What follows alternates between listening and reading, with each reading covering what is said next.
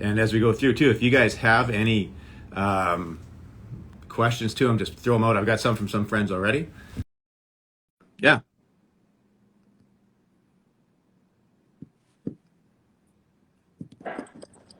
There he is. How about that? How are you? Great, man. Hold on. It is so bright where I am. I got to move somehow. Hey. Oh, maybe I'll sit over here. Don't worry. It's really dark where we are. Sun's coming up. So. Yeah, no problem. Good morning. I know it's early where you are. Oh, let me move this stuff. Sit down. Okay, got it. Boom. All right.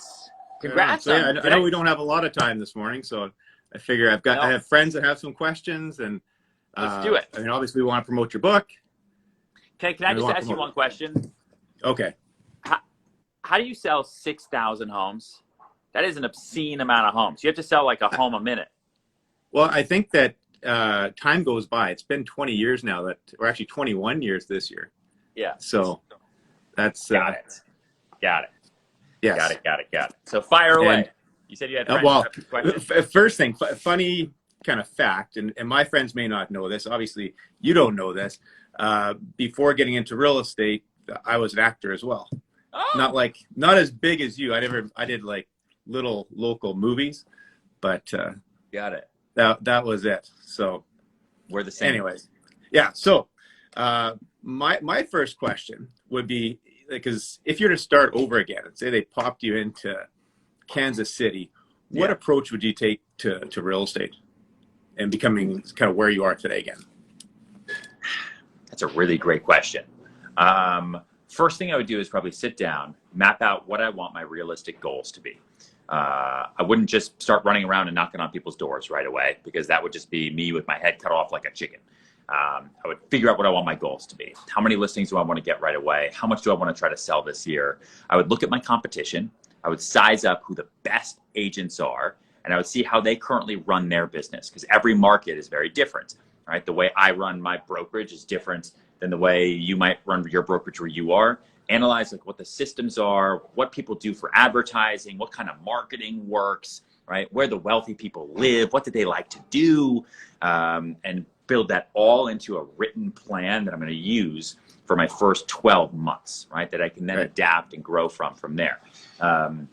At that point, right, then I'm probably going to start to go after expired listings first and foremost. I'm going to be the new kid on the block. I've got a New York sensibility, and I'm going to reach out to sellers that were not successful with other agents. I'm going to say, listen, I don't know anything about this town. I just moved here, but I know how to sell, and I can sell your home, and I can bring something to the table that local agents have not been able to do. So give me a shot.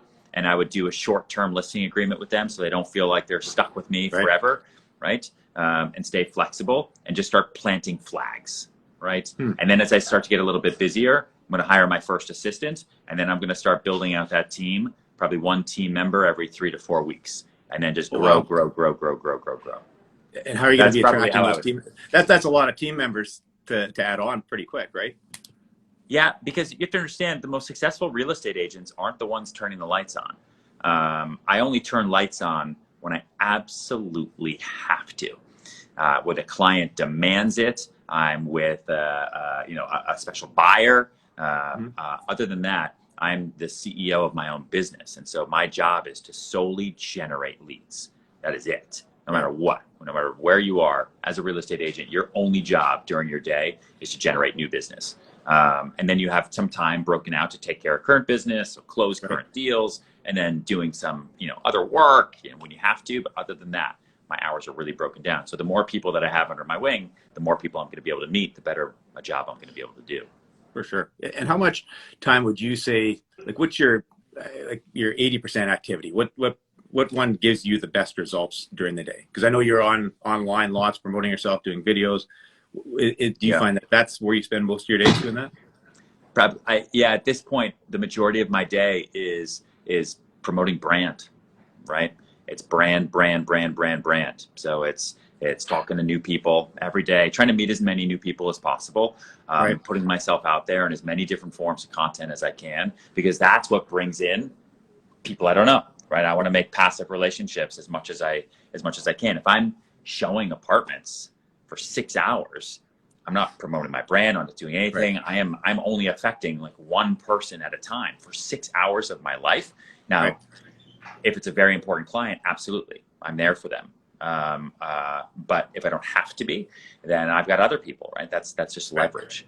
And is there a format that you like on social media the best? Like I know you started very strong on YouTube, right? Yep. Yeah, we do a lot of YouTube, but we don't create a significant amount of content there. I mean, we do 1 to 2 videos a week. We do a lot of LinkedIn. We do a lot of Instagram, a lot of Facebook. And my job too, and I think all of us as well, in some way, shape, or form. I'm in the real estate business. Yes, I'm in the lead generation business for sure, but I'm in the real estate agent business. Right. I want to know as many real estate agents as I possibly can, because a lot of the business that we do are from referrals from all over the world, right? All over the world. I want every real estate agent in the world to know us and say, in 5 years, oh, they got a client for New York. Who's that guy that I talked to? I think everybody in the world does know you. How's that? Not yet. I'm watching other realtors last night on their stories, and they're all, hey, Ryan's book. I'm watching Ryan. It's nice. Pretty good. It's amazing. I love it. So do you have time for one more question from a friend, maybe? Yeah. A buddy of mine, Dave Parnell, says, what's the craziest thing you've ever done to sell or promote a listing? Oh, man. I mean, what's something I haven't talked about? If you read Sell Like Serhant, my first book, I flew to Paris to meet someone I'd never met before, and I thought he was going to kill me and put me in an oil drum. That was probably the craziest. If you read Big Money Energy, the book that just came out yesterday, I flew to China and got kidnapped to do a deal. That was terrible. That was probably the craziest one. Wing and Wang. We don't have that happen. It doesn't happen in Winnipeg. Yeah. No. What's the other craziest thing? Listen, I am willing to jump at a moment's notice. And I think if you ask any of my high-end VIP clients, that's what they'll say. Like, they could call me at any time. If they say, Ryan, I want to go do this, I don't care what time it is. 3 a.m., I don't care if I have to go back in time. I jump and go. Last week, I had a client reach out to me on Wednesday saying, hey, I want to go and find a house in Florida. And I could tell he was into it. He liked it right now. Yeah. He's like, can you get down here? Can you take a look? And I knew that if I didn't jump, he might then lose either the momentum or go and try to look with somebody else. And then, oh, dude, sorry, you were in New York. And I said, how about 9 a.m.? And I'm in New York. I have no plans to go to Florida. COVID, everything. And he said, oh, cool. Yeah, set up some things. And then he hung up the phone because he knows I'm this guy and he trusts me.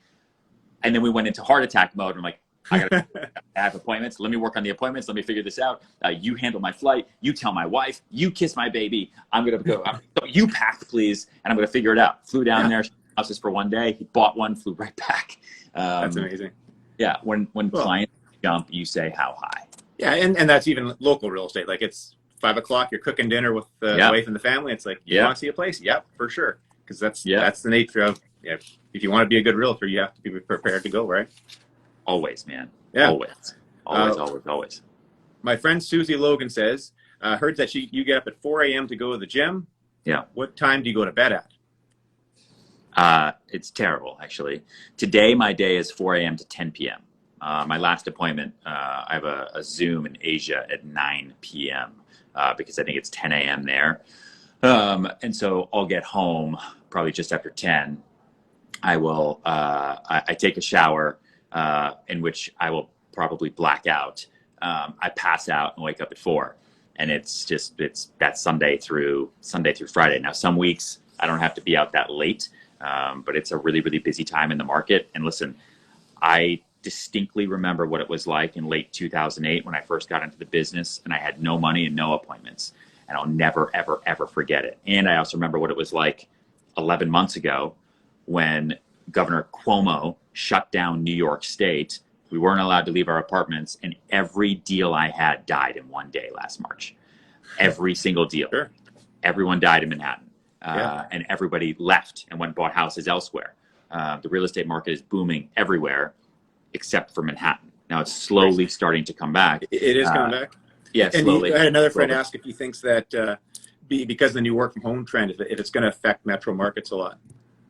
It's affecting them now temporarily. But I mean, listen, like, try working from home with kids for 4 years. I wish you the absolute best of luck. Like, so you either need to go buy a bigger house, and not everybody can do that, or eventually you will come back to work, right? There is, you know, it's like people are bunny rabbits. You know, you put a bunny rabbit by itself, it can live its life, but it'll slowly die. You put bunnies around other bunnies, and they build, right? 100%. And it's kind of the same thing. You know, there have been backyards and suburbs for much longer than there have been cities, and cities exist for a reason. And so people are already coming. I mean, New York City's on sale right now. So we got clients from all over the place saying, hey, this COVID thing's going away. Vaccine's out. Can I still get a COVID deal? And that's our business. That's all I do today. That's my whole business right now. Yeah. Well, maybe it's time. I love New York. I think it's an amazing city. Well, let's go. Tell your clients, send them my way. I'll send you clients, you know, up north where you are. Perfect. We do good referral business back and forth. But thank you so much for getting the book. I really appreciate it. Thanks for sending out 15 of them for us. So that's I said whoever's going to comment and have good questions, I'm going to send out books to them. So that's what we're going to do. Good. Well, I hope you crush it today, man. Thanks so much for having me. Yeah, I'll look forward to seeing you on our mastermind calls again too. I really learned a lot from those. Awesome. Thank you, man. I really appreciate it. Yeah, right on, bud. All right. I'll see you later. Appreciate it again, Ryan. Talk to you soon. Bye. Bye.